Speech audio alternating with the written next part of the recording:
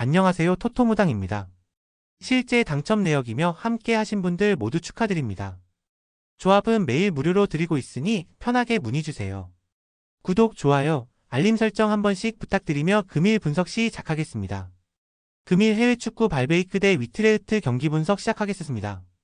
홈팀 발베이크는 4-3-3 포메이션을 유지하며 측면 전개와 중거리 슈팅 위주의 전술을 시도하고 있습니다.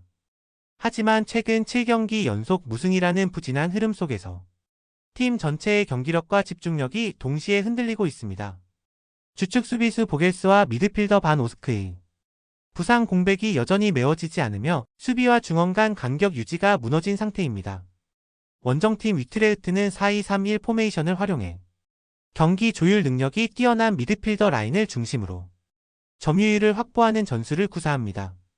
샬러가 전방에서 피지컬을 기반으로 한 제공권 장악과 마무리에 능하며 미겔 로드리게스와 카틀린이 전방 압박과 이선 침투에서 활발하게 움직이고 있습니다. 지단 이크발과 엘 아르기우이의 이탈이 있긴 하지만 기본 전력과 전술적 안정감에서 큰 손실은 없는 상황입니다. 위트레흐트 승을 봅니다. 발베이크는 연패 흐름과 더불어 수비 전환 불안, 팀 분위기 저하까지 복합적인 악재에 시달리고 있습니다. 위트레흐트는 점유율과 밸런스를 기반으로 흔들리는 상대를 공략할 수 있는 구조를 갖췄습니다. 이 경기는 전반적인 흐름과 전술 완성도 모두에서 위트레흐트가 확실히 앞섭니다. 금일 해외 축구 슈투트가르트 대 하이덴하임 경기 분석 시작하겠습니다. 홈팀 슈투트가르트는 4-2-3-1 포메이션을 바탕으로 중원 전개와 박스 근처 연계 플레이가 정교한 팀입니다. 특히 중앙 미드필더 운다부는 후방과 전방을 연결하는 박스투박스 유형으로 수시로 전진하여 데미로비치에게 결정적인 패스를 공급하며 공격 루트의 핵심 축을 담당하고 있습니다. 측면에서는 피리이가 넓은 전개를 통해 상대 수비를 넓히고 중앙에서 공간을 창출하는 움직임의 완성도가 매우 높습니다. 홈에서는 전반부터 강한 템포로 몰아붙이며 주도권 유지력이 매우 안정적입니다. 원정팀 하이덴하임은 기본적으로 수비적인 운영에 집중하지만 최근 3연패를 기록할 정도로 전술 응집력과 수비 집중력 모두에서 붕괴된 흐름을 보이고 있습니다. 특히 수비 마이너스 중원 간격 유지가 무너지며 중앙을 활용한 상대 전술에 반복적으로 대응하지 못하고 실점하고 있으며 공격에서는 콘테의 단독 돌파 외에는 뚜렷한 전개 루트가 없습니다. 최근에는 체력 저하와 후반 집중력 저하 현상도 겹치면서 대량 실점 빈도가 증가하고 있습니다. 슈투트가르트 승을 봅니다. 슈투트가르트는 중앙과 측면을 동시에 활용할 수 있는 전개 유연성과 박스 근처 마무리 능력을 갖춘 팀이며 하이덴하임은 수비 구조의 전술적 완성도가 붕괴된 상황입니다. 경기 전체 흐름은 슈투트가르트가 주도할 가능성이 높습니다. 금일 해외 축구 페예노르트 대 즈볼러 경기 분석 시작하겠습니다. 홈팀 페예노르트는 4-2-3-1 포메이션을 바탕으로 강한 전방 압박과 날카로운 측면 돌파를 병행하는 팀입니다. 우에다가 최전방에서 피지컬과 공간 활용 능력을 동시에 보여주며 하지 무사와 파이샤오가 이선에서 끊임없이 공간을 파고듭니다. 중원은 밸런스가 안정돼 있으며 경기 전환 속도와 라인 간격 유지 능력도 리그 내에서 상위권에 속합니다.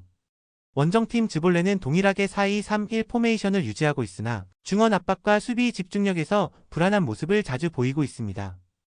벤테와 반덴 베르흐가 미드필드에서 버텨주고 있지만 크라스테프 중심의 공격 전개는 속도감이 떨어지고 결정력도 낮습니다.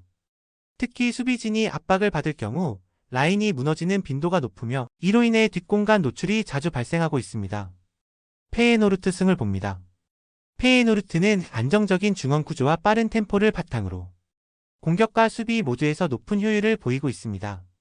즈볼레는 수비 집중력 저하와 조직력 붕괴로 인해 상대 전방 압박에 쉽게 흔들리는 모습을 보이고 있습니다.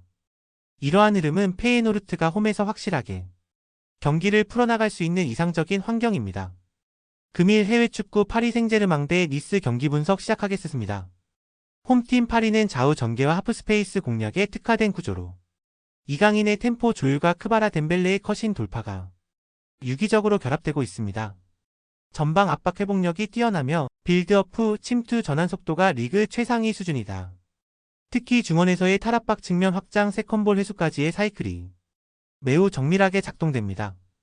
원정팀 니스는 윙백의 수비 가담 지연과 300간의 커버 범위 부족으로 하프스페이스 수비 구조가 무너지는 흐름을 반복하고 있습니다. 본비토 이탈로 인해 수비 간격 조절이 느슨해졌고 은돔벨레의 결장으로 인해 탈압박 후 전개 타이밍이 급격히 저하되었습니다. 전체적인 라인 유지력이 흔들리며 후반으로 갈수록 간격 붕괴가 심화될 위험이 큽니다.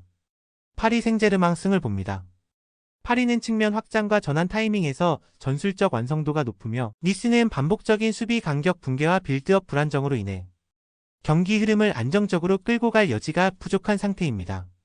전반적 리듬 조율 능력과 수비 대응 완성도 모두에서 파리 쪽 우위가 뚜렷합니다. 더 많은 경기의 정보와 분석이 궁금하시다면 영상 하단의 댓글을 확인해 주시면 되겠습니다. 높은 적중률을 위한 방법은 양질의 정보입니다. 무턱대고 남들 따라 했다간 손실만 볼 뿐입니다. 최대한 전문가의 도움을 받아서 양질의 정보와 높은 적중률을 경험해보세요. 주저없이 유튜브 여러 전문가의 도움을 받아보시는 걸 추천드리고 당장 수익을 위해 가입비 내고 이용하는 곳에서 절대로 이용하시지 마시고 유튜브 여러 영상을 참고하셔서 베팅하시는 걸 추천드립니다.